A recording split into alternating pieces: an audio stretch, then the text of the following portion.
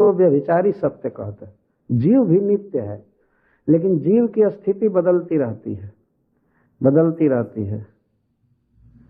गर्भ से बाहर आए, माँ के गर्भ से बाहर आए, कुछ बड़े हुए तो वो केवल अब डॉल्स गुड़िया लेकर खेलते होंगे।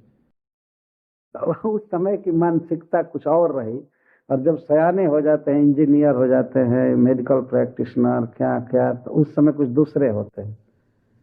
हमारी भी सत्ता है, लेकिन परिवर्तनशील है, परिवर्तनशील है। लेकिन भगवान सदा एक समान है। उनका ऐश्वर्य, उनका सौंदर्य और ज्ञान, बल, जो कुछ है पहले जैसा था अनादिकाल से, उस समय ऐसा है, इस समय भी ऐसा है, और बाद में भी ऐसा ही रहेगा।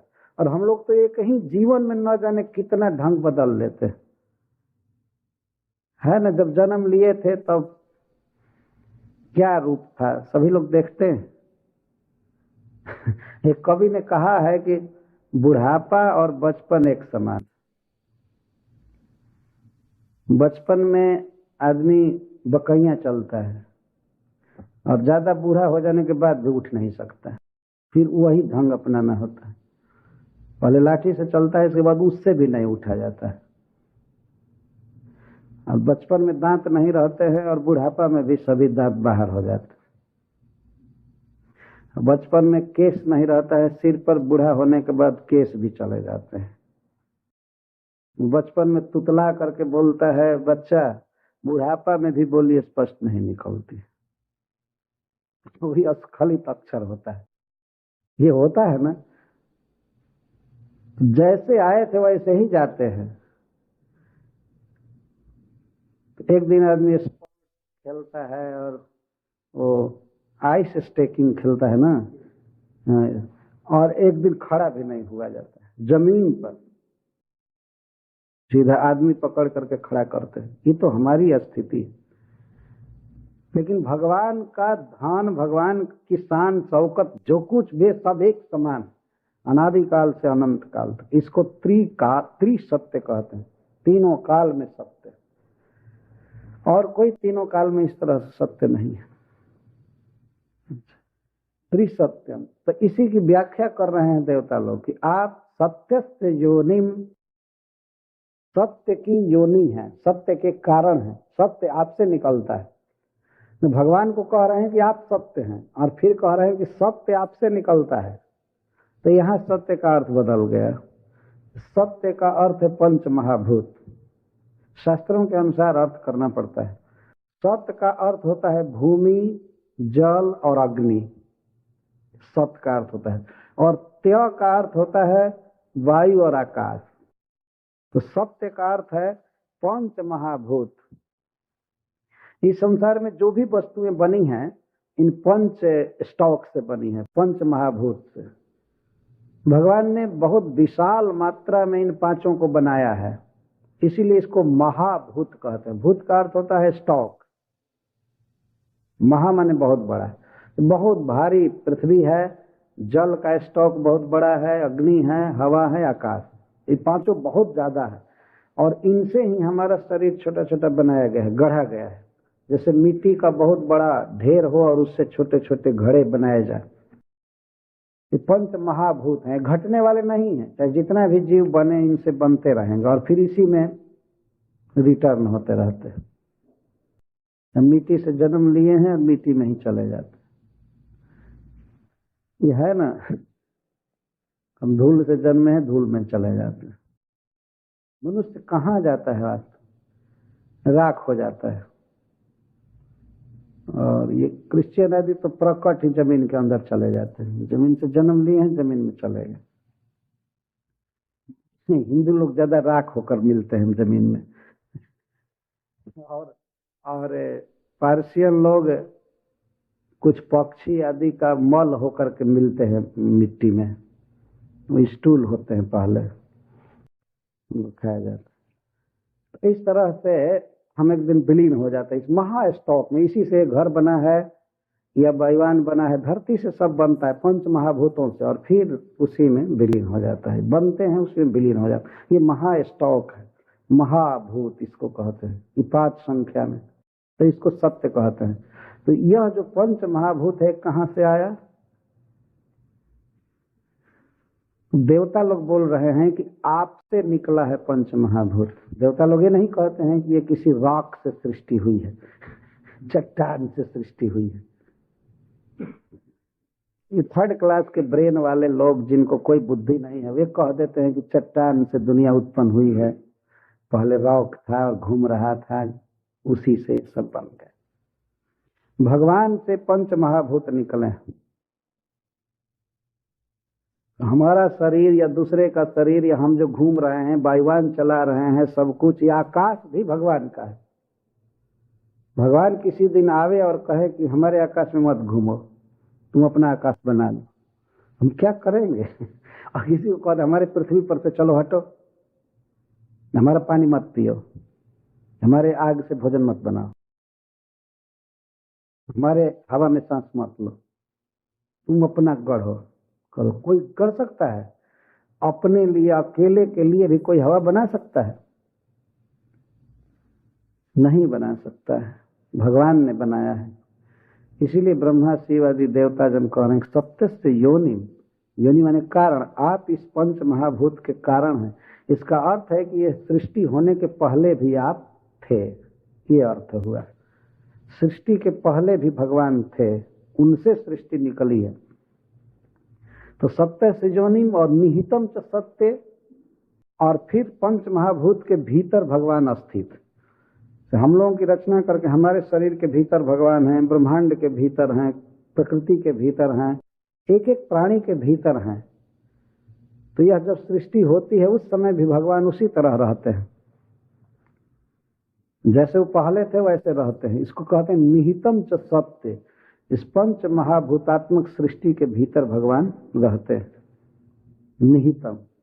तो सत्य सत्यम, और सत्य के भी सत्य है। एक दिन यह जगत नष्ट हो जाएगा लेकिन फिर भी भगवान रहेंगे, सत्य के भी सत्य। जगत नष्ट हो जाएगा फिर भी रहेंगे। सत्य सत्यम रीत सत्य नेत्रम सत्यात्मकम त्वाम शरणम प्रपन्ना। और एक और बहुत महत्वपूर्ण बात देवतागण कह रहे हैं कि भगवान रीत और सत्य के नेत्र हैं। नेत्र का अर्थ होता है नेता, प्रवर्तक, और रीत का अर्थ होता है यथार्थ वचन, यथार्थ वाणी, और सत्य का अर्थ होता है समदर्शन। भगवान ने एकादश स्कंद भागवत में इसकी परिभाषा दी है, ऋतम च सुनिरता वाणी सत्यम च समदर्शनम। ऋतम च सुनिरता वाणी कभी परिकीर्तिता, उद्धव जी से भगवान बता रहे हैं। यहाँ ऋत सत्य नेत्र है, इसलिए मैं इसकी व्याख्या कर रहा हूँ। यथार्थ वचन बोलना। इस विश्व में केवल भगवान ऐसे हैं जिनको सब कुछ मालूम है, इसलिए वो जो बोलेंगे वही प्रमाण होगा। तो इसको रीता वचन कहते हैं। रीत, रीत का अर्थ होता है सत्य वचन, यथार्थ वचन। जैसे मान लीजिए इस पुस्तक के विषय में कोई पूछे कि कब छापी गई पुस्तक, इसका क्या वजन है, क्या है, क्या क्या लिखा गया है, यदि कोई नहीं जानता है तो इसके विषय में बोलेगा तो उसकी वाणी अधूरी होगी और झूठी वाणी होगी। ये विश्व कैसे पैदा हो गया? मान लीजिए प्रश्न पूछा जाता है, आजकल के वैज्ञानिक भी आपस में बैठ करके सियार की तरह भौंकते हैं, कैसे हो गया विश्व? अरे पूछो कैसे हो गया, ऐसे अंदाज से कैसे पता लगाओगे? What is the source of creation? English भाषा में बड़े बोलने में काबिल होते हैं। What is the source of creation? तो वे अंदाजबाजी करते हैं और अपना अपना दिमाग भिड़ाते हैं, झूठ मूठ के कोई भी कंक्लूजन पर नहीं आता। कोई कहता ऐसे हो गया, कोई कहता ऐसे हो गया, कोई कहता ऐसे हो गया। जैसे किसी को कह दीजिए कि हु इज योर फादर, तुम पता लगाओ, तो वो अब कल्पना करना चालू करे। कल्पना ही न करे बल्कि यहाँ से घूमना चालू करे, ह्यूस्टन में सबके घर में जा जाकर पूछा करे आर यू माई फादर, तो ये ले चला जाए वहां पूछे आर यू माई फादर, सब जगह। न्यूयॉर्क भी घूमा, कोई बताएगा कौन फादर है उसका? तो तुम गलत ढंग से पूछ रहे, तुम्हें जानकारी नहीं है। तुम माँ से पूछो, माँ से पूछेगा कि कौन पिता है तो वो बता देगी ये तुम्हारा पिता है। क्योंकि वो अथॉरिटी है, वो जानती है कि यह किससे जन्म लिया। तो इस तरह से सृष्टि के विषय में या सत्य के विषय में पूछना हो तो जो जानता है वो बताएगा। जो विश्व सृष्टि किया है तो शुरू से अंत तक जो सब कुछ जानता है वो जब बोलेगा तो उसकी बात प्रमाणिक होगी। तो केवल भगवान जानते हैं सब कुछ, इसलिए वो जब बोलेंगे तो वही बात प्रमाणिक होगी, दूसरे की बात सत्य हो नहीं सकती।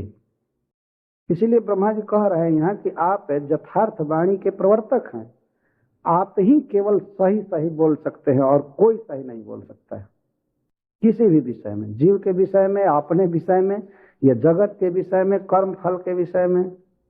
आजकल तो लोग धड़ल्ले कहते हैं कि हम नहीं मानते हैं कि जीव का पुनर्जन्म होता है। कि तुम्हारा बाप गीता में बोल रहा है कि पुनर्जन्म होता है, तो मानोगे कि नहीं?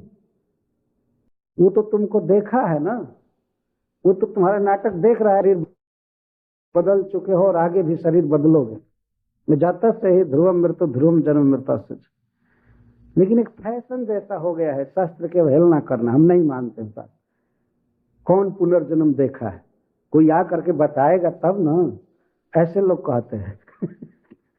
कहते हैं नरक कहाँ है, स्वर्ग कहाँ है, कोई वहां से आकर बताएगा तब हम मानेंगे, बताएगा तब मानेंगे, और जो भेज रहा है उसकी बात नहीं मानोगे।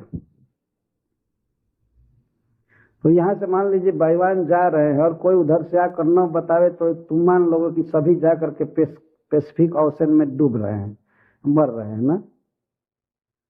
कोई उधर से नहीं लौट कर बताया तो मान लिया जाएगा कि प्रशांत महासागर में सब डूब रहे हैं बेईमान पर जा करके। ऐसा तो नहीं माना जाएगा। शास्त्र कहता है जो बात हमें माननी चाहिए, अंदाज अटकलबाजी नहीं करनी चाहिए। हमारे गांव में एक कहावत कहते हैं, लाल बुझक्कड़ बुझ गया और न बूझे कोई, पैर में चक्की बांध के हरिणा दौड़ा हो। एक गांव में एक दिन रात को एक हाथी पार किया गली में। तो जानते गांव की गलियों में धूल होती है, तो हाथी पार किया और उस गांव का कोई आदमी हाथी नहीं देखा। उस गांव में एक हरिणा था, हरिण हिरन जो घूमता रहता था इधर उधर। तो सवेरे सब लोग उठे, देखे कि ये बड़ा भारी भारी चक्की जैसा ये क्या पैर है, ये कौन जानवर घूमा है। हाथी का पैर बहुत बड़ा बड़ा होता है, लोग देखे थे नहीं। तो गांव में एक लाल बुझक्कड़ था, बुझक्कड़ माने बूझ जाने वाला, समझने वाला। वो झूठ-मूठ के ऐसे ही बोल देता था। उसको लोग समझते थे कि ये जान जाएगा कि किस क्या है, कौन जानवर घुमा है। लोग पूछ रहे थे कि भाई क्या बात है, कौन जानवर घुमा इतना भारी पैर वाला। तो लाल बुझक्कड़ को बुलाया गया। लाल माने श्रेष्ठ, श्रेष्ठ बुझक्कड़। वैज्ञानिक को बुलाया गया और बुलाया गया, पूछा गया कि आप तो बहुत पढ़े लिखे हैं, आप पीएचडी, आप बताइए ये क्या है। तो वो कहा, वो हंस करके कहा, ताली पीट करके कहा, लाल बुझक्कड़ बुझ गया और न बूझे कोई, पैर में चक्की बांध के हरिणा दौड़ा। आप चक्की जानते हो, आटा पीसने वाली चक्की होती है गाँव। तो गाँव हो यही आप लोग बुझने के लिए कह रहे हैं, ये तो हरिणा पैर में चक्की बांध करके दौड़ा है। तब सब लोग कहे वाह रे वाह, कितना आपने अच्छा बताया, हम लोग कैसे मालूम होता है यदि आप हमारे साथ में नहीं रहते। जय हो नोबेल प्राइज। ऐसे करते, कॉन्फ्रेंस करते। यही दशा इन मनुष्यों की है वास्तव। पैर में चक्की बांधकर हरिणा दौड़ा। हाथी का पता ही नहीं है किसी को। वो लाल बुझक्कड़ भी हाथी नहीं जानता था। तो हाथी गली में चल दिया तो हिरन पैर में चक्की बांधकर दौड़ा है।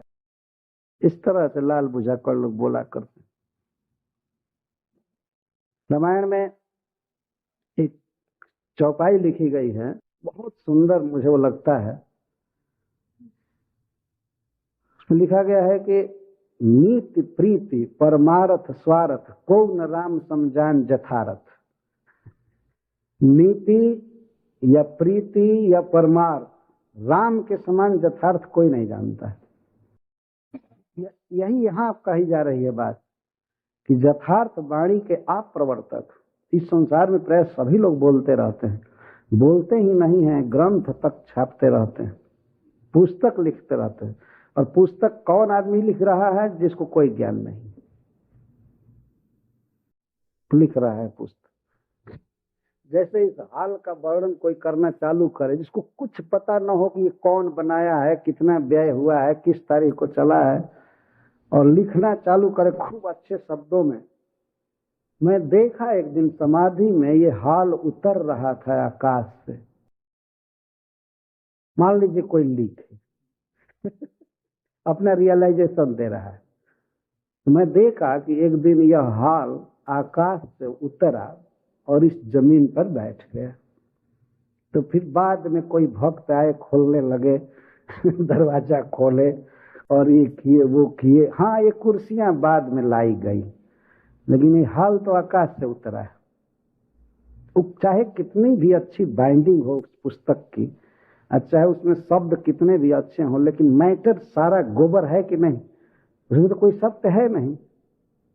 जैसे डार्विन का सिद्धांत है कि हम लोग बानर से जन्म लिए, इतनी अच्छी अच्छी बाइंडिंग उस पुस्तक की मैं देखा, और उस पर शोध करते हैं आजकल के लोग, पढ़ते हैं, सारा वो कचरा है वास्तव, उसके भीतर कुछ भी सत्य नहीं, कुछ ही पता नहीं हम कैसे जन्म लिए, क्या जन्म लिए। शास्त्र जो बताता है वो हमें मानना चाहिए। तो सही वही बोल सकता है, या उपदेश कर सकता है, प्रवचन कर सकता है जो किसी बात को ठीक।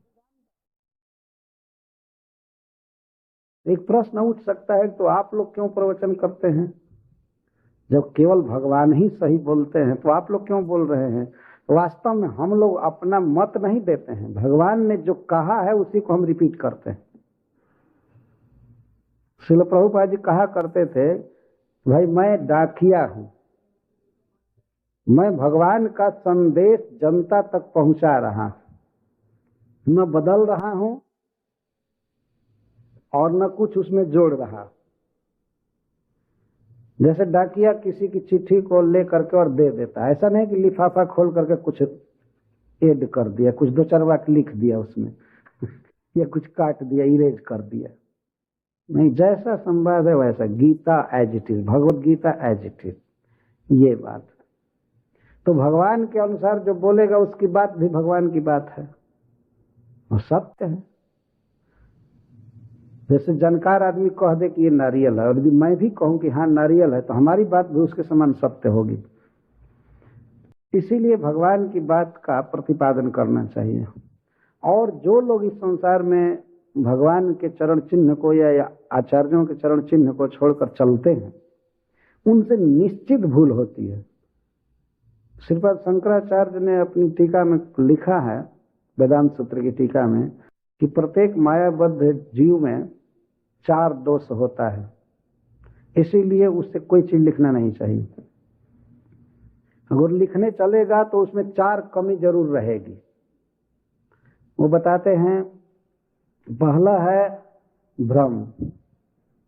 भ्रम का अर्थ होता है अज्ञान, कुछ को कुछ समझ लेना, इसको अज्ञान कहते हैं। जैसे घर में रस्सी पड़ी हुई है और कहीं पैर में टच कर जाए और कोई आदमी को ये भ्रम हो जाए कि ये सांप है, तो वो गिरेगा, वो चिल्लाएगा, तो उस समय उसकी जो भी उक्ति निकल रही है, मनोभाव जो कुछ भी है, सब गलत है कि नहीं? वो है रस्सी, लेकिन वो उसको सांप समझ करके भाग रहा है, सांप सांप सांप, लाठी लाओ, ये करो ये करो वो करो, वो जो कुछ भी बोलेगा सब गलत होगा, क्योंकि वो भ्रम में है, वास्तव में सांप नहीं है। तो इस संसार में सहज ही मायाबद्ध जीवों को भ्रम होता है। सबसे पहला भ्रम देहात्म भ्रम है। हम देह नहीं है लेकिन मान लेते हैं कि हम देह हैं। अब देह का संबंधी हमारा नहीं है लेकिन हम मान लेते हैं वो हमारा है। जब इतना प्रकट भ्रम है तो और विषय में हम क्या वर्णन कर पाएंगे? जब अपने को ही हम नहीं जानते हैं तो और सृष्टि के बारे में, जीव के बारे में हम क्या कह पाएंगे? तो हमारा वक्तव्य गलत होगा, भ्रम पूर्ण होगा। अच्छा, दूसरी बात, प्रमाद। प्रमाद का अर्थ होता है त्रुटि, error. To man is error, man is error, ऐसा कहा। मनुष्य भूल करेगा ही, भूल हो जाती है, हमसे भूल होगी ही। हम सही काम भी करने चलेंगे, भूल कुछ न कुछ हो जाती है। आप स्वयं चिट्ठी लिखिए और चिट्ठी लिख करके एक बार पढ़िए तो आपको अपने से एक आध भूल पकड़ में आ जाएगी। यहाँ हर स्वीकार छूट गया तो यहाँ ये छूट गया है ना। सब जगह आप देखेंगे, थोड़ा रिपीट कर लो, पढ़ लो एक बार, देख लो देख लो देख लो, ऐसा कहते हैं, क्योंकि भूल होगी ही, हम परफेक्ट नहीं है। तो जिससे भूल हो सकती है वो क्या बोलेगा, वो क्या प्रवचन करेगा, वो क्या पुस्तक लिखेगा, उसकी बात यथार्थ नहीं होगी।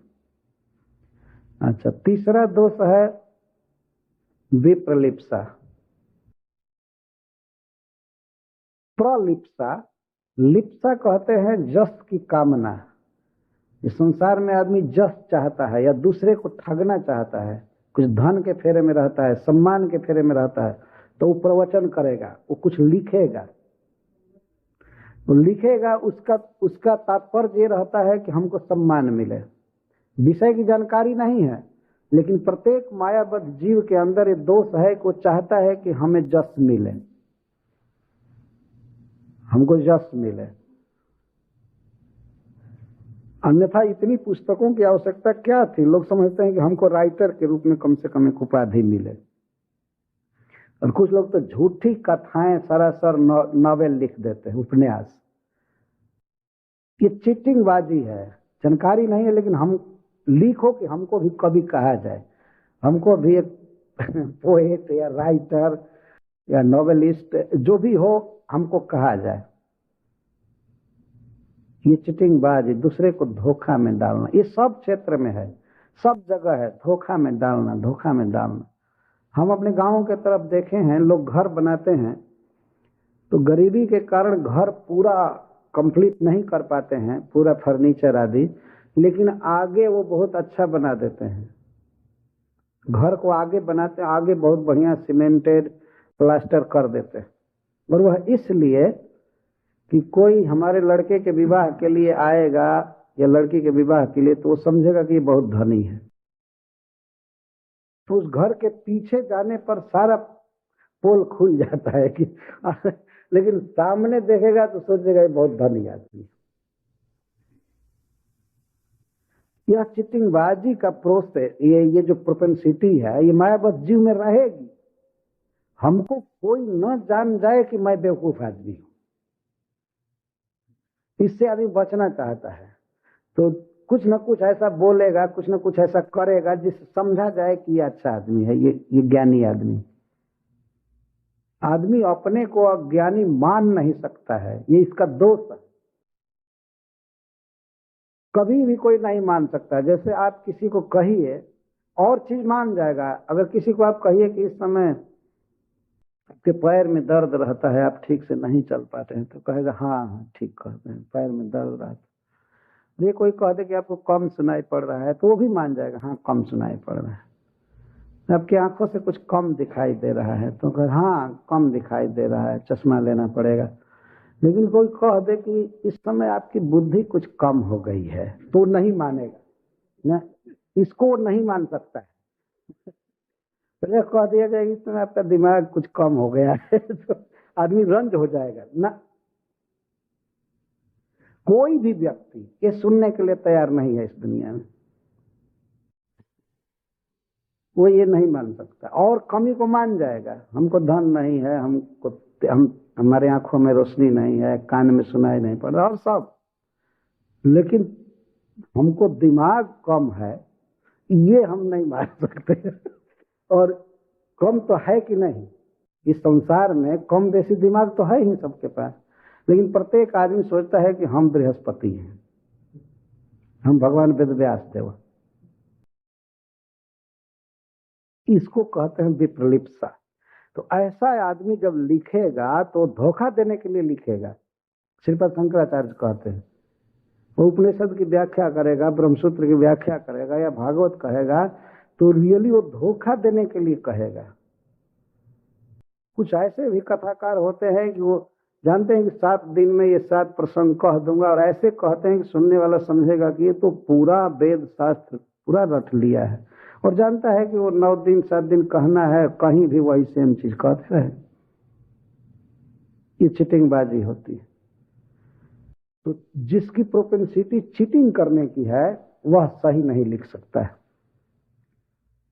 वह उस तरह से लिखेगा कि उसको मान मिले, उसको धन मिले, ये मिले। लेकिन भगवान जब लिखते हैं या भगवान के भक्त तो चीटिंग नहीं करते हैं, वो सुहृद होते हैं, तो सौहार्द से लिखते हैं। गीता का उपदेश भगवान ने जीवों के हित के लिए किया, चीटिंगबाजी के लिए नहीं किया कि हमको बहुत बड़ा वक्ता समझो। और इसके लिए उन्होंने नहीं लिखा। तो ये तीसरा दोष है मायाबद्ध जीव में। और चौथा दोष है करणापाटव, करण अपाटव। अपाटव का अर्थ होता है अपटुता, दक्ष के ठीक विरुद्ध, दक्षता नहीं। हमारी इंद्रियों में क्षमता नहीं है सत्य को समझने की, सब चीज को एज इट इज जानने की क्षमता नहीं है हमारे इंद्रियों में। जैसे आंख में, मनुष्य इस संसार में जो कुछ भी लिखता है, प्रवचन करता है, तो जो देखा है, सुना है, अनुभव किया है वही तो लिखेगा। लेकिन जिन इंद्रियों से वो अनुभव कर रहा है वो इंद्रियां खुद ही अपूर्ण है। जैसे आंखों से वो देख करके कोई चीज लिखे, लेकिन आंख कितना दूर देखेगी। यहां से कोई पूछे कि ये बताओ कि सूर्य का आकार कितना बड़ा है, कोई मान लीजिए यह पूछे कितना बड़ा सूर्य है, तो हम अपनी आंख से देखकर क्या बताएंगे? कहेंगे वो एक परात के बराबर है, थाली के बराबर है, यही कहेंगे ना। लेकिन सूर्य तो उतना ही बड़ा नहीं है, ये बहुत बड़ा है। तो आंखों का क्या भरोसा है? और मनुष्य जो आंख से देखा है वही लिखेगा, जो कान से सुना है वही लिखेगा। लेकिन कान से वो सब चीज नहीं सुन सकता, बहुत दूर की बात नहीं सुन सकता, निकट की बात भी नहीं सुन सकता। यहीं पर मान लीजिए कोई आदमी अंग्रेजी में लगे बोलने और हमें अंग्रेजी का ज्ञान नहीं होगा, तो सुनते हुए भी मैं नहीं समझूंगा ये क्या बोल रहा है, ये पक्षी क्या बोल रहा है, कोई आदमी क्या बोल रहा है, बच्चा क्या बोल रहा है। हमारा कान अपूर्ण है, सबकी बातों को, सब शब्दों को नहीं समझ सकता है। तो ग्रंथ लिखने का अधिकार उसी को है जो सभी भाषाओं को, सब कुछ को जो जानने में समर्थ है, जो जानता है, तो वो केवल भगवान है। भगवान की इंद्रियां अपूर्ण नहीं है। तो हम कुछ चखेंगे जीभ से, लेकिन अगर मान लीजिए आपको कोई रोग हो गया है, जैसे जूंडिस हो गया है, तो मिश्री भी कड़वी लगेगी, तो इंद्रिय का क्या वैल्यू रहा? तो हमारा जो अनुभव है वो सदा अपूर्ण रहेगा, गलत रहेगा, क्योंकि हमारी इंद्रियां पूर्ण नहीं। परंतु भगवान जब कोई अनुभव करते हैं, बोलते हैं, देखते हैं, तो वो पूर्ण होता है। इसीलिए इस स्तुति में ब्रह्मा जी कह रहे हैं कि ऋत सत्य नेत्रम, आप यथार्थ वाणी के प्रवर्तक हैं। तो इसके द्वारा ब्रह्मा जी एक संकेत कर रहे हैं कि आपके इस अवतार में केवल आप असुर वध ही नहीं करेंगे, केवल रास लीला आदि ही नहीं करेंगे, आप प्रवचन भी करेंगे। या स्वयं पद्मनाभस्य मुख पद्मात विनिश्रिता, भगवद गीता भगवान के श्रीमुख से निकली है। जो भी भगवान बोले हैं वो कंप्लीट सत्य है, अंदाजा नहीं है, अनुमान मात्र नहीं है। जो बोलते हैं कंप्लीट सत्य है। भगवान ने बहुत प्रवचन किया अपने इस अवतार में। वे जब संधि दूत बनकर के गए थे, एक दूत बनकर गए थे कौरवों के यहाँ, तो उनका प्रवचन सुनने के लिए पूरे ब्रह्मांड से ऋषि लोग जुटे थे। भगवान जा रहे हैं कौरव सभा में, बोलेंगे जरा सुना जाए। इतना वे अच्छा बोलते थे और कंप्लीट।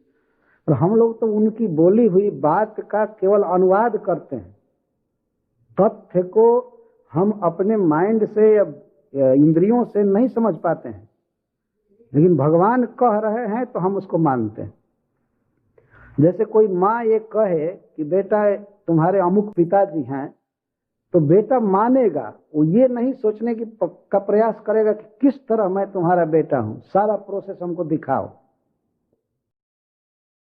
कब मैं जन्म लिया, कितना दिन पेट में था, कैसे कैसे हमको पूरा बताओ, दिखाओ। तो दिखा कैसे हो सकती है?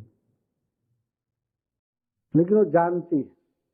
परंतु भगवान तो वो भी दिखा दिए।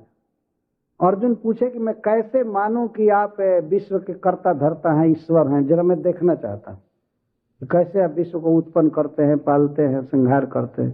तो भगवान ने विराट रूप दिखा दिया कि देखो इस तरह करता हूं। और अर्जुन देख करके थर थर कांपने लगे। हाय हाय, हटाओ हटाओ, ये रूप हटाओ, मैं तो मर जाऊंगा, न मुझे पूरब सूझ रहा है न पश्चिम दिखाई दे रहा है, मुझे शांति नहीं, आप कौन है कौन है। ये भी भूल गए कि उनके मित्र कृष्ण है। भगवान ने तो दिखा दिया, देखो इस तरह मैं पालन करता हूं। और महाभारत का युद्ध भी दिखा दिया भगवान ने अपने मुख में, देखो महाभारत का युद्ध हुआ है। तो इसको कहते हैं रित वाणी, यथार्थ वाणी। आजकल बहुत बड़ा भ्रम है, ऐसा मैं बोल रहा हूं एक ऐसे देश में जहां अगर यह कहा जाए कि हमारा वैदिक ग्रंथ ही केवल प्रमाण है तो दूसरे लोग बहुत दुखी होंगे कि अरे और सब प्रमाण नहीं है। नहीं है प्रमाण वास्तव में, क्योंकि यह परम पुरुष का, भगवान का लिखा हुआ है, उनका अनुभव देश द्वारा बाधित नहीं है, काल द्वारा बाधित नहीं है, और व्यक्ति का जो ज्ञान है वो काल द्वारा बाधित है। काल बाधित उस नॉलेज को कहते हैं कि कुछ समय के लिए हमें कोई बात याद है पर दूसरे समय भूल जाते हैं। जैसे हमारा ज्ञान काल द्वारा बाधित इस तरह से है, हमें से किसी व्यक्ति से पूछा जाए कि आप गर्भ में क्या कर रहे थे, क्या सोच रहे थे, आप थे गर्भ में, लेकिन हमारा ये इतना तक स्मरण भी काल द्वारा बाधित है, हम उस काल की बात याद ही नहीं कर रहे हैं। गर्भ में थे ये याद नहीं आ रही है। किसी को याद है? नहीं याद। तो हमारा अंडरस्टैंडिंग काल द्वारा बाधित है। एक दो दिन की बात याद रहती है, दो चार बरस की बात याद रहती है, पीछे की बात भूलती जाती है, और आगे क्या होगा, इसके बाद हम कौन शरीर में जाएंगे, क्या खाएंगे, क्या दशा होगी, कुछ भी पता नहीं है। आगे भी अंधकार है और पीछे भी अंधकार है। काल द्वारा हमारा ज्ञान बाधित। कोई पूछे कि आगे संसार में क्या होगा, भारत का प्राइम मिनिस्टर कौन होगा, ये भी पता नहीं, या अमेरिका का राष्ट्रपति कौन होगा, बताइए, आगे कुछ पता नहीं है। इलेक्शन होगा, पता नहीं कौन जीतेगा, कुछ पता नहीं रहता है। लेकिन भगवान को सब पता है। ये जो ब्रह्मांड की सरकार है, पूरे विश्व की सरकार, भगवान ने ऑलरेडी सेट कर दिया है कि आगे यह इंद्र होगा, ये मनु होगा, ये सप्तर्षि होंगे, पहले से सब फिक्स है। आज से करोड़ों करोड़ों वर्ष के बाद कौन इंद्र बनेगा वो सब निश्चित हो चुका है। जैसे इस समय पुरंदर इंद्र हैं, लेकिन अगले मनवंतर में बलि महाराज इंद्र बनेंगे, निश्चित हो गया है, और वे सुतल लोक में रह रहे हैं। लेकिन यहाँ पर कुछ भी पता नहीं कौन सरकार बनेगा, कौन कितना दिन जिएगा, इसका कोई पता नहीं। कोई नहीं कह सकता कि अमुक आदमी इतना दिन जिएगा ही मैं जानता हूं। कुछ पता नहीं है। हमारा ज्ञान जो है काल द्वारा बाधित। 2-4 मिनट की बात भी याद नहीं रहती है। कई बार हमसे लोग कहते हैं कि स्वामी जी कथा सुनते हैं तो ज्ञान हो जाता है, लेकिन फिर काम धंधा में जाने के बाद भूल जाता है। जब भूल तो जाएगा ही, इसीलिए बार बार सुनना चाहिए। तो भूलना तो है ही, क्योंकि हम लोग समर्थ नहीं है, ईश्वर नहीं है। लेकिन भगवान कृष्ण का जो ज्ञान है वो गीता में कहते हैं, वेदा हम समतीतानि वर्तमानानि च अर्जुन भविष्याणि च भूतानि माम तो वेदन कश्चन। अतीत में जो भी बीत गया है, जो भी घटनाएं हुई हैं, एक एक व्यक्ति क्या क्या सोचा, एक एक मिनट की बात और जुग जुग की बात, कल्प की बात, सारी हमको याद है। मैं जानता हूं भविष्य में क्या होगा, एक एक व्यक्ति के हृदय में क्या इच्छा उठेगी, क्या खाएगा, क्या होगा, और जुग जुग में या एक एक क्षण में भी क्या क्या होगा, सब याद है। हम लोगों को तो कभी कभी वर्ष की बात याद रहती है, लेकिन एक एक सेकंड की याद नहीं रहती है ना। जिसे कुछ पूछ दिया जाए कि बताइए किसी से, कल आप 7:38 कुछ सेकंड पर क्या सुन रहे थे, क्या सोच रहे थे, पहले तो कल की ही नहीं याद आएगी, 1 मिनट के अंदर की कहां से याद आएगी, है ना, नहीं याद आएगी। एक उस सेकंड पर आप क्या कर रहे थे पूछा जाए, या उस मिनट पर आप क्या कर रहे थे, दिमाग लगाना पड़ेगा, वो भी नहीं आएगा। पता नहीं क्या कर रहे हैं। इतनी याद आएगी कि उस समय कथा में बैठा था बस इतनी ही याद आ रही है एक ठोस रूप में, लेकिन क्या वाक्य निकल रहा था, क्या सुन रहा था, क्या सोच रहा था, ये बिल्कुल याद नहीं। इन भगवान को सब कुछ पता है, क्योंकि उनके लिए भूत भविष्य वर्तमान का भेद है ही नहीं, वो सब कुछ जानते हैं। तो जो इस तरह सब कुछ जानता है वही यदि जीव के विषय में प्रवचन करे तो उसका प्रवचन परफेक्ट होगा। जीव क्या है, कैसे जन्म लेता है, कैसे शरीर ग्रहण करता है, गीता में भगवान बोलते हैं सब बातों को। ईश्वर क्या है, ये प्रकृति क्या है, काल क्या है, कर्म क्या है, वो तो सब कुछ देख रहा है, इसलिए उसका जो प्रवचन होगा वो यथार्थ होगा। यही बात मुख्य रूप से ब्रह्मा जी कह रहे हैं देवताओं के साथ की, आप जो बोलेंगे बोलते हैं वही परफेक्ट है, और किसी का बोला हुआ सब कंडम, किसी काम का नहीं है किसी भी विषय में, क्योंकि उसका ज्ञान काल द्वारा बाधित है। देश द्वारा बाधित ज्ञान का मतलब होता है किसी खास स्थान का ज्ञान है, स्थान में सीमित ज्ञान है, लेकिन दूसरे जगह जाइए तो ज्ञान बिल्कुल नहीं। जैसे भाषा द्वारा हमारा ज्ञान बाधित, यहाँ का आदमी केवल अंग्रेजी जानता हो, इंडिया के किसी गांव में जाए तो कुछ भी पता नहीं लगेगा उसको तो फिर दुभाषिया रखना पड़ता है, जो अनुवाद करने वाला रखना पड़ता है। हम लोगों के स्कान में भी बहुत समस्या आती है, रसिया के लोग आते हैं तो उनके लिए अलग क्लास देना पड़ता है, और उनका ज्ञान उस भाषा में सीमित है। व्यक्ति वह हो जो किसी की भाषा समझता हो, किसी की भाषा का हृदय की बात वो जानता हो, खूब कंप्लीट सबकी, तो वो जो लिखेगा वो परफेक्ट होगा। तो भगवान केवल परफेक्ट है और कोई परफेक्ट नहीं है। अच्छा, समदर्शनम, केवल भगवान ऐसे हैं जो सबको एक दृष्टि से देखते हैं, और दूसरा कोई देखने में समर्थ है ही नहीं। एक समदर्शन शब्द जो है, समदर्शन, एक दृष्टि से सबको देखना केवल भगवान के लिए संभव है। हम लोग देख ही नहीं सकते, हम लोग तो पग पग में भेद है या विषम दृष्टि वाले हैं। वो हमारा आदमी है, वो हमारा आदमी है, हमारा फैमिली, हमारा देश, हमारा इंस्टीट्यूशन, और बाकी दूसरे का है। लेकिन भगवान के लिए कहाँ संभव है कि वो कहे कि वो दूसरे का है, ये हमारा है भगवान के लिए तो संभव ही नहीं है, सब कुछ उनका है। जैसे हम अपने देह में भेद बुद्धि नहीं कर पाएंगे कि हाथ दूसरा है या पैर दूसरा है, दूसरे का है, चाहे दांत हो, चाहे केस हो, चाहे कुछ भी हो, हमें भावना करते हैं ये मैं हूं, भेद बुद्धि नहीं होती है ऐसा नहीं होता है ये हाथ मेरा है, ये हाथ दूसरे का, ये है वो। इसी तरह भगवान का इतना संबंध है इस जगत के साथ, वो संबंध तत्व है कि वही केवल समदृष्टि रख सकते हैं। तो सब जगह भेद दृष्टि, स्टाफ होते हैं अपने अपने, ये मेडिकल स्टाफ हैं, हमारे आदमी हैं, तो इंजीनियर लोग हैं या ये है वो है। कभी कभी मीटिंग होती है, सन्यासियों की मीटिंग होगी, तो हम मानते हैं कि सन्यासी हमारे हैं, वो हमारे हैं, दो चार बच्चे हैं हमारे, मानते हैं ये हमारा फैमिली, हमारा, ये भेद पर ही सृष्टि आधारित। हम जीव हैं, छोटे छोटे टुकड़े में बटे हुए हैं। दो आदमी को हम मान रहे हमारा है, वो हमारा है, वो पराये का है, ये घर मेरा है, ये फ्लैट मेरा है, सब पर नाम भी लिखा हुआ है, और कागज में भी सरकार लिख दिया है इसका है, उसका है, इसका है, उसका है, ये है। यह समदर्शन संभव ही नहीं, लेकिन भगवान के लिए विषम दर्शन संभव नहीं बड़े मजाक में कुछ लोग कहते हैं कि भगवान कुछ बात के लिए बाध्य हैं, वो भी लाचार हैं कुछ बात के लिए। क्या? वो कहते हैं कि अगर उनकी शरण में कोई आवे तो उसको शरण से भगाने का अधिकार भगवान को नहीं है, इसके लिए वो लाचार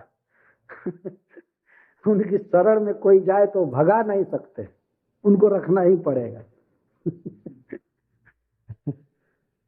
इसके लिए भगवान लाचार। जैसे भगवान सूर्य लाचार हैं, वो लाख प्रयास करके भी अंधकार नहीं देख पाएंगे। अगर कभी सूर्य को इच्छा हो कि मैं आधी रात का दर्शन करूं, मैं मिडनाइट का दर्शन करूं, तो सूर्य जहां जाएगा वहीं डे हो जाएगा। तो इसलिए वो सूर्य आज तक रात नहीं देखा है कि रात किसको कहते हैं। तो भगवान अगर चाहे किसी पर क्रोधित होना तो हो नहीं पाएंगे, क्योंकि भगवान कृपामय हैं, सभी जीवों के प्रति उनका स्नेह है, उनमें क्रोध हो ही नहीं पाएगा। केवल कृपा से बने हैं तो क्रोध कैसे होगा?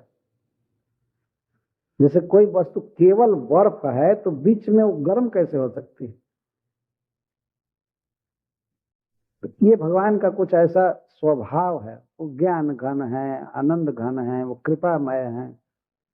तो सूर्य लाख प्रयास करके भी अंधकार को नहीं देखा है, लक्ष्मी जी बहुत प्रयास करके भी दरिद्रता को नहीं देख सकती हैं, और सरस्वती मूर्खता को नहीं देख सकती हैं। उसी तरह से भगवान कभी भी क्रोध से युक्त हो ही नहीं पाएंगे। अगर देखा जाता है कि हिरण्यकश्यप को मारने के लिए क्रोध में है, लेकिन वो क्रोध नहीं है।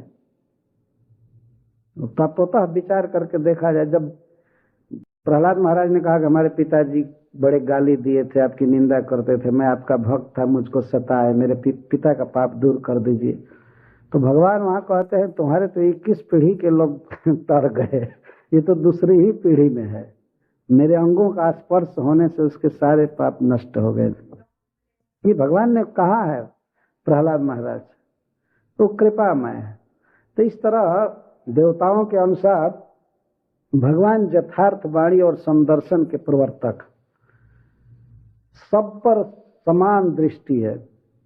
आज देखिए, जो भगवान को निराकार कहता है उसको भी भगवान हवा दे रहे हैं, सूर्य का प्रकाश दे रहे हैं, और जो भगवान की पूजा करते हैं उनको भी दे रहे हैं। क्या करें, सबको पैदा किए हैं तब उनको पालना ही है। भगवान पर जिम्मेदारी है। तो भगवान कृपामय हैं, वही केवल समदर्शी हैं और वही केवल यथार्थ प्रवचन करते हैं। तो अब तक तो भगवान का वर्णन इस श्लोक में हो रहा था, अब इस जगत का वर्णन देवता लोग करेंगे दूसरे श्लोक में, कि इस जगत को आपने